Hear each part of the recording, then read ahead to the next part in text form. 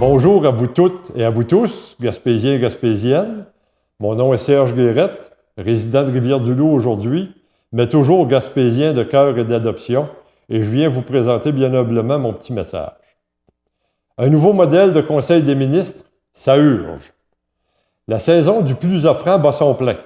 Offres généreuses et promesses nombreuses fusent en réponse à nos multiples demandes, relevant plus souvent qu'autrement du caprice. Cette fumisterie séductrice éprouvée, à laquelle nous adhérons pourtant de génération en génération, nous mènera à un autre, plus ça change, plus c'est pareil. Rappelons-nous, Einstein disait « La folie, mes amis, c'est faire toujours la même chose et s'attendre à un résultat différent. » De mon humble point de vue, le fonctionnement traditionnel de l'Assemblée nationale dissocie plus qu'il n'unit. Pire encore, il se trouve sérieusement remis en cause, non parce que les citoyens croient que nos politiciens mentent, mais bien car ils en sont rendus, selon moi, à ne plus vouloir les croire. Nous ne devons plus uniquement changer la couleur de la soutane, nous devons en changer le moine. Il faut transformer collectivement notre monde politique en le tirant hors de lui-même, hors de son traditionnel exercice du pouvoir. J'invite donc les bébés boomers, dont je suis, à se retrousser les manches et à profiter de cette fenêtre électorale afin de lancer le début d'une réforme sans précédent. Quelle est-elle? L'amorce audacieuse que je propose est la suivante.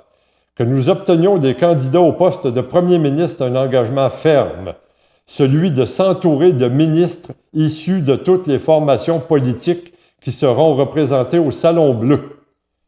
Comment notre prochain Premier ministre pourrait-il ou pourrait-elle rationnellement affirmer avoir une réelle volonté de travailler ensemble, avec tous et pour tous, sans accepter de relever ce défi?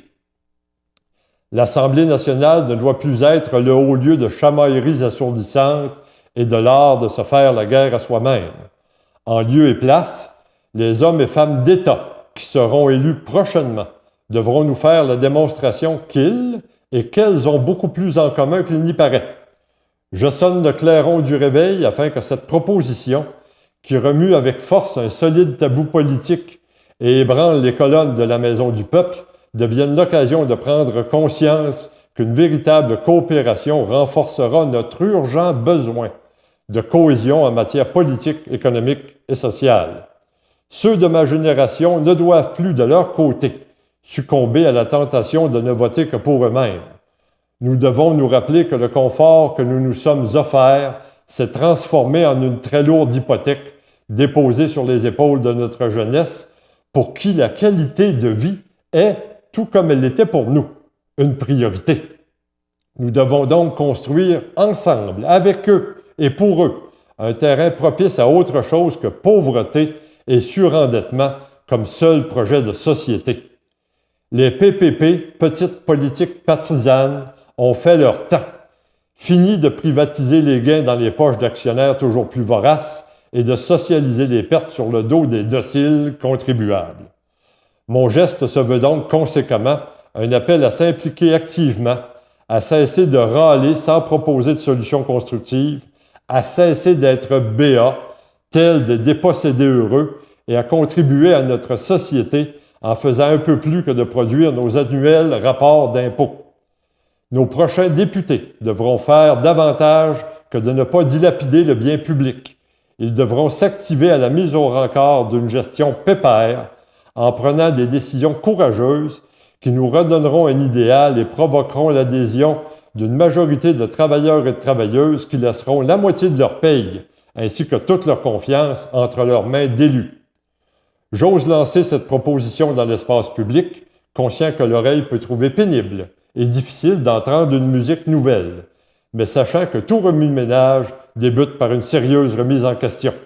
Celle-ci en est une pour un Conseil des ministres aux valeurs diversifiées, honorables et imputables, œuvrant dans un esprit de coopération plutôt que de compétition, obligeant ainsi l'enflure de l'ego et le narcissisme à court terme à céder le pas à la construction concertée d'un mieux-être collectif. Leaders qui cherchez mon vote, j'espère que vous êtes prêts à bien attacher vos culottes.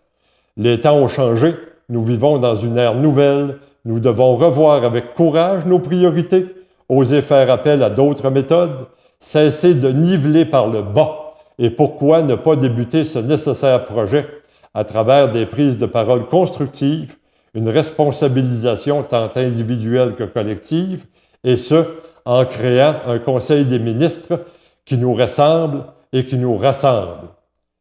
Merci de m'avoir écouté.